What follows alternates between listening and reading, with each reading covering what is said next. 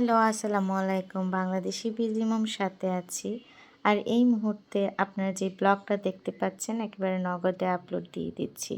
এটা হচ্ছে ফ্রাইডে সন্ধ্যাবেলা, মানে আজকে সন্ধ্যাবেলা আমরা ক্লাউড কফিতে গিয়েছিলাম।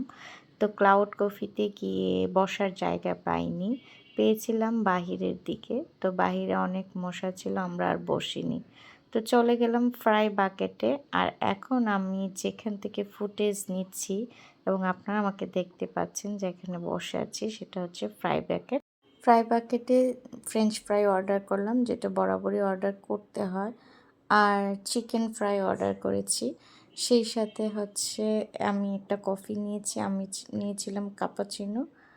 আর আমার বর নিয়েছিল মকা। তো দুইজন কফি নিয়ে একটু গল্প করছিলাম। সেই সাথে গল্পের ফাঁকে যেটা অবজার্ভ করছিলাম, একটা কাপল বসেছিল এবং অনেক ঝগড়া করছিল। তো ভাবলাম বিয়ের আগে যেহেতু এত ঝগড়া, বিয়ের পরে না জানি কী হয়। ভাবতে ভাবতে আমাদের কফি চলে আসলো। আর কফি নিয়েও আমি আরেকটু ভাব মারলাম, কারণ ভাব তো মারতেই হবে। ভাব না পারলে আমি কিভাবে ভিডিও আপলোড দিব। তো এখানে আমি ভাব মারতে মারতে একটু কথাও বলছিলাম। কথার প্রসঙ্গ যেটা ছিল সেটা আপনাদের না শোনাই।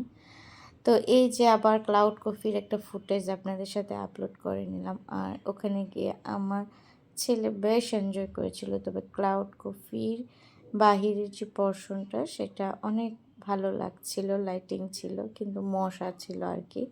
তো এই মশার কারণে আর বসা হয়নি, তবে নেক্সট টাইম ইনশাল্লাহ বসবো। আর আপনারা আমাকে তো অনেক প্রশ্ন হয়তো বা জমা হয়ে আছে, তবে ইনশাল্লাহ আমি বলছি এই দেশে আর থাকছি না, এই দেশে থাকা সম্ভব হচ্ছে না। যেহেতু ডিসিশান নিয়েছি চলে যাব, তো অবশ্যই বাংলাদেশে থাকা সম্ভব হবে না, বিভিন্ন কারণে হবে না। সেটা না বলি যে কি কারণ, কোন প্রসঙ্গ। তো আমি আবার চলে আসি আমার ব্লগের কথায়। এই যে ফ্রাই বাকেট দেখিয়ে দিলাম। ফ্রাই বাকেট আসলে ঠিক আছে, মোটামুটি ভালো, অতটা ভালো লাগে নাই। তো আজকের ব্লগটা এই পর্যন্ত। আল্লাহ হাফেজ।